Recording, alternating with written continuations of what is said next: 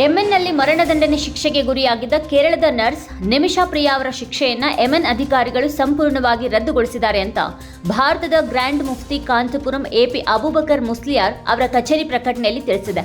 ಸನಾದಲ್ಲಿ ನಡೆದ ಉನ್ನತ ಮಟ್ಟದ ಸಭೆಯಲ್ಲಿ ತಾತ್ಕಾಲಿಕವಾಗಿ ಅಮಾನತುಗೊಳಿಸಲಾಗಿದ್ದಂತಹ ಮರಣದಂಡನೆಯನ್ನ ಸಂಪೂರ್ಣವಾಗಿ ರದ್ದುಗೊಳಿಸುವುದಕ್ಕೆ ನಿರ್ಧಾರ ಮಾಡಲಾಗಿದೆ ಅಂತ ಪ್ರಕಟಣೆ ಸ್ಪಷ್ಟಪಡಿಸಿದೆ. ಧರ್ಮಸ್ಥಳದಲ್ಲಿ ನಡೆದಿದೆ ಎನ್ನಲಾಗ್ತಾ ಇರುವಂತಹ ಮೃತದೇಹ ಹೂತು ಹಾಕಿರುವ ಪ್ರಕರಣ ಸಂಬಂಧ 2ನೇ ದಿನಾನೂ ಸ್ಥಳ ಮಹಜರು ನಡೆಯಲಿದೆ. ಸೋಮವಾರ 13 ಸ್ಥಳಗಳನ್ನು ದೂರುದಾರ ಗುರುತಿಸಿದ್ದು ಅಲ್ಲಿ ಎಎನ್ಎಫ್ ಸಿಬ್ಬಂದಿಯನ್ನ ಕಾವಲಿಗೆ ನಿಯೋಜಿಸಲಾಗಿದೆ. ಇಂದು ಬಿಗಿ ಭದ್ರತೆಯೊಂದಿಗೆ ಸ್ಥಳ ಪರಿಶೀಲನೆ ಮುಂದುವರಿಯಲಿದೆ. ಅಮೆರಿಕದ ನ್ಯೂಯಾರ್ಕ್ನ ಮಧ್ಯ ಮ್ಯಾನ್ಹ್ಯಾಟ್ನಲ್ಲಿ ಸೋಮವಾರ ನಡೆದ ಗುಂಡಿನ ದಾಳಿಯಲ್ಲಿ ನ್ಯೂಯಾರ್ಕ್ ಪೊಲೀಸ್ ಇಲಾಖೆಯ ಓರ್ವ ಅಧಿಕಾರಿ ಸೇರಿದಂತೆ ಕನಿಷ್ಠ 4 ಸಾವನ್ನಪ್ಪಿದ್ದಾರೆ ಅಂತ ವರದಿಯಾಗಿದೆ. ಗುಂಡು ಹಾರಿಸಿದ ಶೂಟರ್ 27 ವರ್ಷದ ಶೇನ್ ತಮುರಾ ಅಂತ ತಾತ್ಕಾಲಿಕವಾಗಿ ಗುರುತಿಸಲಾಗಿದೆ. ಪೊಲೀಸರ ಹೇಳಿಕೆಯ ಪ್ರಕಾರ ಈತ ಸ್ವಯಂ ಗುಂಡು ಹಾರಿಸಿಕೊಂಡು ಸಾವನ್ನಪ್ಪಿದ್ದಾನೆ ಅಂತ CNN ವರದಿ ಮಾಡಿದೆ.